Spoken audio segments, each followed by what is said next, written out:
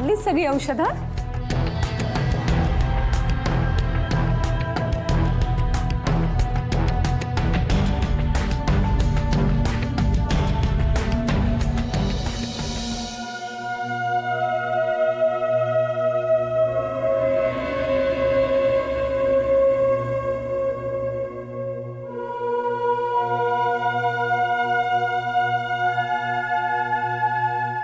आशु,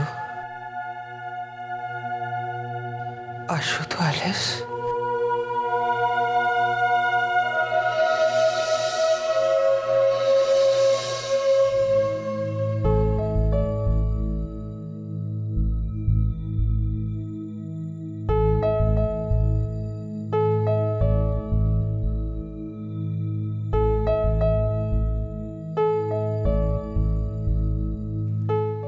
बरे आहेत बाबा आता.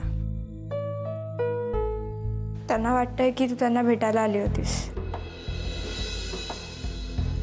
तू का येत नाहीयेस आतू? ये ना लवकर. मालू अगं मी एका खूप महत्त्वाच्या कामात अडकलीये ग. ते पूर्ण झाल्याशिवाय मला नाही निघता येत आहे. आई कुठे आहे?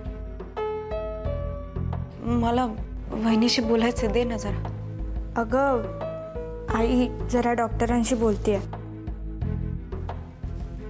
मी काय म्हणते आतू, त्या प्रधान काकांना रिक्वेस्ट केली तर ते पाठवतील ना तुला? नाही म्हणजे त्यांच्याच कंपनीत काम करतेस ना तू, मग पाठवायला काही हरकत नाही आहे ना? आतू ऐकतेस ना? चल एक मिनिट आतू, आई आली. आशु आत्या, तुझ्याशी बोलायचं आहे. मला नाही बोलायचं तिच्याशी. अगं एकदा सांगितलेलं कळत नाहीये का तुला? मला बोलायचं नाहीये तिच्याशी. तिचं तोंड सुद्धा बघायची इच्छा नाही मला. तुझ्या बाबांची आत्ताची अवस्था नाही तिच्यामुळे झालेली आहे.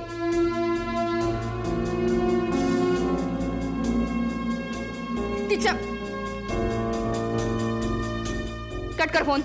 फोन कट कर मालविका. चल औषध आणायला जायचं. चल.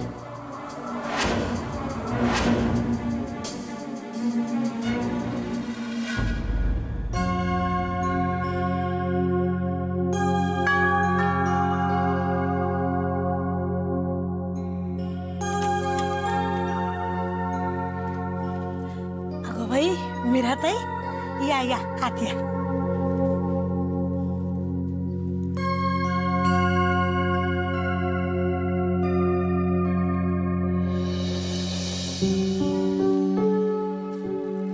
तुम्ही आलात म्हणजे फार बरं वाटतं बघा. का हो, तुम्हाला काय झालं एकदम?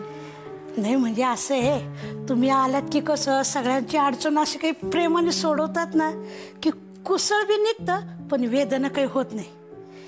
तुम्ही मनाच्या बी डॉक्टर आहात. मनाची जवळजवळ सगळी दुखणी माणूस स्वतःच निर्माण करतो आणि त्यांनी स्वतः ठरवलं तरच ती बरी होतात.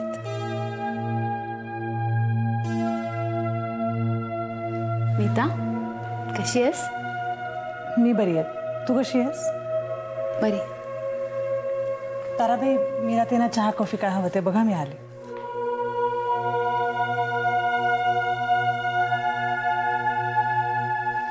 मीराताई, तुम्ही काही बी वाईट वाटून घेऊ नका बघा. अहो काय त्यात मा पण नाही येत ना. ते असल्या म्हणजे घेतात सगळ्यांना सांभाळून. पण काय हो, तुम्ही अशा दमलेल्या का दिसता? मी नाही, तसं विशेष काही नाही. असं होतं ना कधी कधी. वय होतं असं कधी कधी. काय सगळ्यांना सांभाळून घेणाऱ्या माणसाला दुःख असतं, अडचणी असतात, त्रास असतो. हे समजत नाही का सगळ्यांना. पण तुम्ही काय बी काळजी करू नका, मी आहे ना तुमच्या बरोबर. तुम्ही निवांत बसा, तुमच्यासाठी आवळ्याचं सरबत घेऊन येते, आलं लावून आणते. हा, बसा.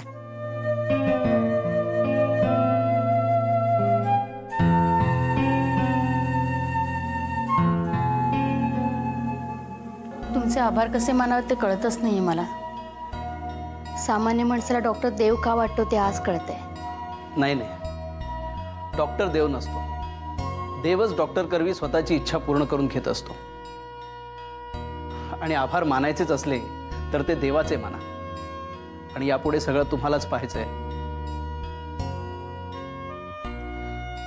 यांची औषधं, डाएट, व्यायाम आणि मुख्य म्हणजे यांच्या मनाची प्रसन्नता, ती तुम्ही राखालच याबद्दल खात्री आहे मला.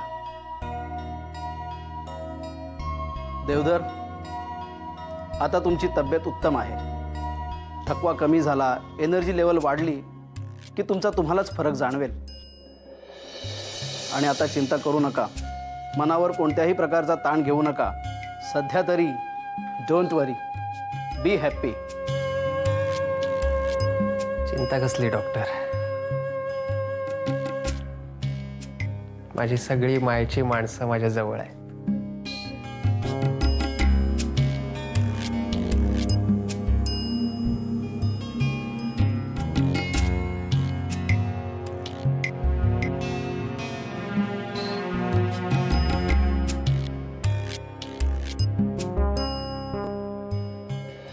अंजू,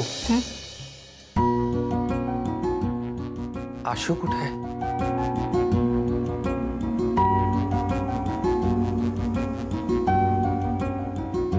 अश्विनी निघालेली आहे, केव्हाही इथे पोहोचेल.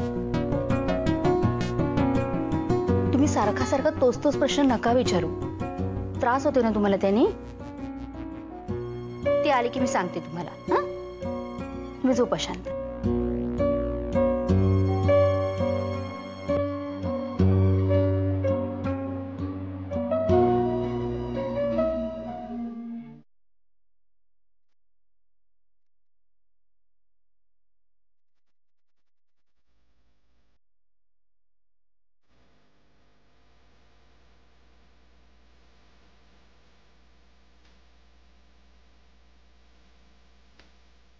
मीता,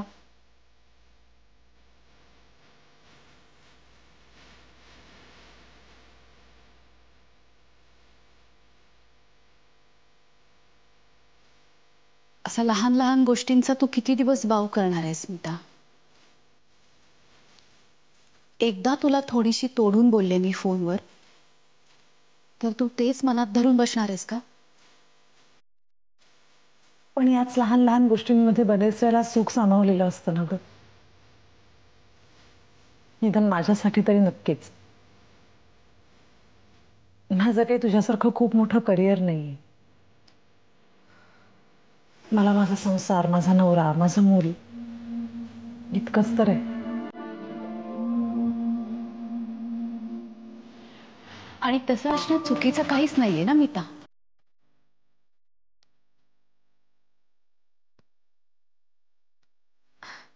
अगं, घर संसार आणि नवरा सांभाळणं ही गोष्ट काही कमी महत्वाची नाहीये. जशी इतर करिअर्ससाठी काही स्किल्स डेव्हलप करावी लागतात, नव्या गोष्टी शिकाव्या लागतात, अभ्यास करावा लागतो, तशीच काही काही स्किल्स होममेकरला सुद्धा आत्मसात करावी लागतात.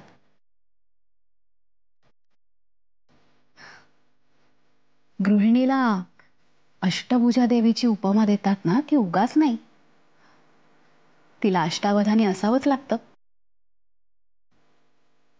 घरातली वेगवेगळ्या स्वभावाची माणसं, नातेवाईक, मित्रमंडळी, मुलं, मग त्यांचे अभ्यास, खेळ, खाणं, तब्येती, न संपणारी यादी आहे ही. तू गृहिणी आहेस, यात कमीपणा काहीच नाही.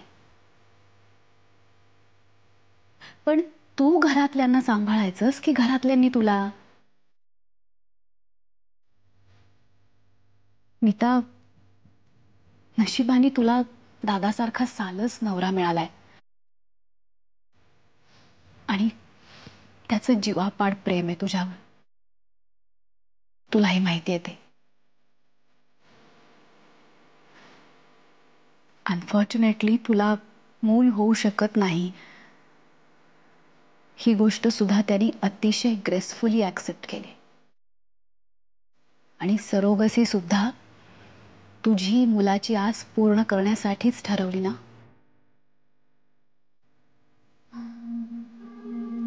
मग मग दादाचं मन का नाही सांभाळतेस तू? मीता, तुला हे जे संशय पिशाचे चिकटू बघताय ना, त्याला लांब ठेव ग, कटाक्षाने लांब ठेव. अगं भल्या भल्यांचे संसार भस्मसात केलेत त्यांनी.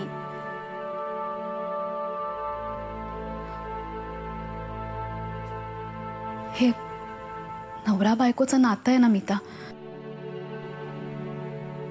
ते खूप खूप नाजूक असतं. त्याचे धागे एकदा विसविशीत झाले ना की वरून कितीही ठिगळं लावा, आतले धागे तुटलेलेच राहतात. मला विचार ना.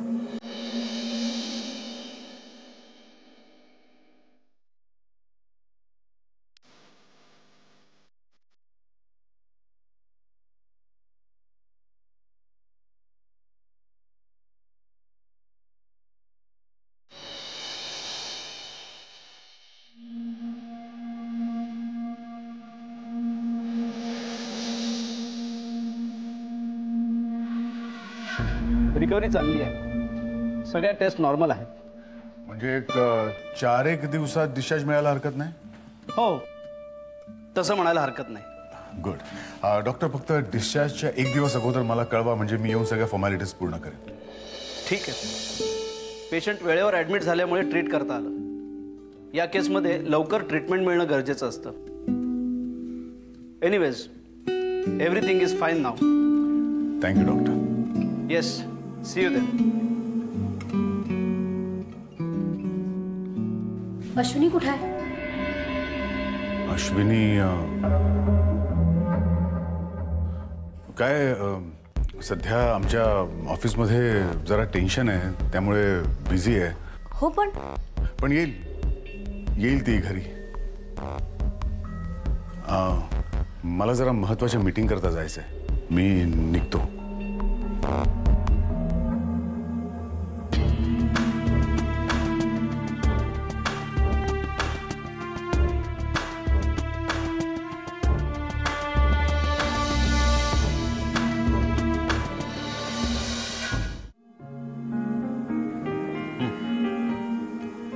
थँक्स अमोघ.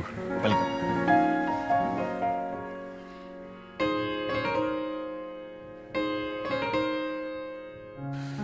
अमोघ यार, इतक्या वर्षांनी आपण भेटलो ना, खरंच खूप छान झालं. काय रे, आज नव्याने आठवण का झाली? नाही म्हणजे आपलं नव्याने भेटणं सुद्धा जुनं झालं का? तुला माहितीये का अमोघ, प्रत्येकाच्या आयुष्यात अशा काही गोष्टी असतात, काही अवघड गोष्टी असतात, ज्या आपण सगळ्यांशी नाही शेअर करू शकत. तू नसतास तर हे सगळं मी कोणाशी शेअर केलं असतं माहित नाही. I know. आणि हे सगळं कुणाशीही शेअर करणं चुकीचंच आहे. आय मीन, इतकं डेलिकेट आहे ना सगळं. पण त्यातल्या त्यात तुझ्यामध्ये आणि नमितामध्ये चांगलं कम्युनिकेशन आहे, आय सपोज. आहे, पण गेल्या काही वर्षात नमिता खूप हायपर झाली आहे रे. खूप टची झाली आहे ती.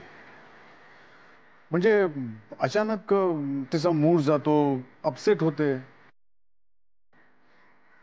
कधी कधी मला तिचं वागणं काही समजतच नाही.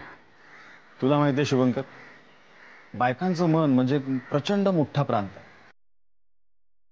म्हणजे कित्येक वेळा त्या हसत असतात, पण खरं म्हणजे त्या रडत असतात. हो म्हणतात, पण त्याचा अर्थ नाही असा असतो. सगळं काही व्यवस्थित चाललेलं असतं आणि अचानक कधीतरी एखाद्या संध्याकाळी 8 वर्षापूर्वी आपण बोललेलं एखादं दुष्ट वाक्य, म्हणजे त्यांच्या मते दुष्ट असलेलं वाक्य त्यांना आठवतं आणि ते आठवून त्या पुन्हा दुःखी होता आणि आपल्याला हे काही समजतच नाही आणि आपल्याला ते समजत नाही म्हणून त्या आणखी जास्त रागवतात. अगदी बरोबर बोललास तू. काय रे, तुझा या विषयावर सॉलिड रिसर्च दिसतोय. हा, रिसर्च वगैरे काही नाही. जगातल्या कुठल्याही सेन्सिबल पुरुषाचा अनुभव आहे हा.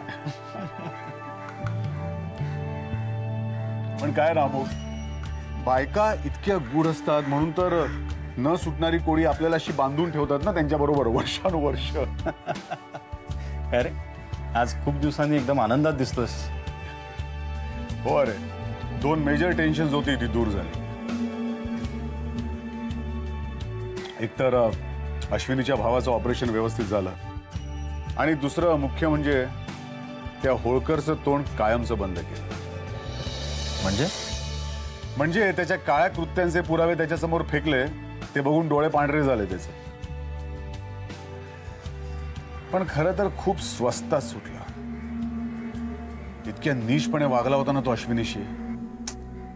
Poor thing, but hats off to that girl. तुला सांगू, सारखं राहून राहून ना त्या दोघींच्याही करेजचा विचार मनात येतो. फार कठीण असतं अरे. आणि त्यातल्या त्यात नमितासाठी तर म्हणजे आय नो, नमिताचं दुःख जरा काकणभर जास्तच आहे रे. म्हणूनच खूप जपतो मी तिला. बाय द वे, ते होळकर प्रकरण वगैरे तू तिच्याशी डिस्कस? तिच्याशी या विषयावर बोलणं शक्यच नाही. तुला मगाशीच म्हटलं ना मी, मला कधी कधी तिचं वागणं खरंच समजतच नाही. अरे म्हणजे सगळं व्यवस्थित चाललेलं असताना अचानक कधी कधी इतकी अपसेट होते ती, त्यामुळे तिच्याशी हे सगळं बोलणं शक्यच नाही.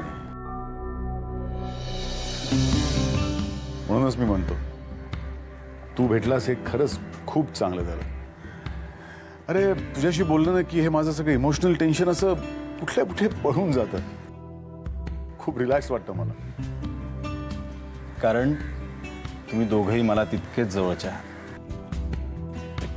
कॉलेजच्या मैत्रीचा फ्लेवर एक वेगळाच असतो नाही, त्याला कुठलाही असा मुखोटा वगैरेची गरजच नसते. You R right.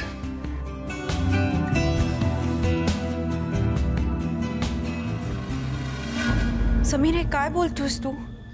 मी नुसतं बोलत नाही आशू, मी आता हे करणार आहे. आशू, मी लगेच परत येतोय.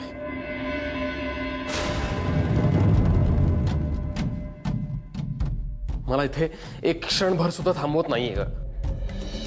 समीर, अरे तू एवढे कष्ट करून तिकडे गेलायस, असं का वागतोयस? तू एवढ्या चांगल्या ग्रेड मिळवतोयस तिकडे आणि अशी अर्धवट लढाई सोडून येणारस का परत? लढाई माझ्या मनाशी चालली आशू. माझं मन सारखं मला म्हणतंय की परत चल. मला माहिती आशू, हे सगळं करणं वेडेपणाचं सुद्धा ठरू शकतं. पण आशू, मला परत यायचंय. मला इथे एक क्षण सुद्धा स्वस्थता मिळत नाहीये. मला माहित नाही का, पण मला परत यायचंय आशू. आणि मी ताबडतोब परत येतोय आता. समीर, तू असं वागणार नाहीयेस, तू असं काही करणार नाहीयेस, माझी शपथ आहे तुला. समीर, हॅलो.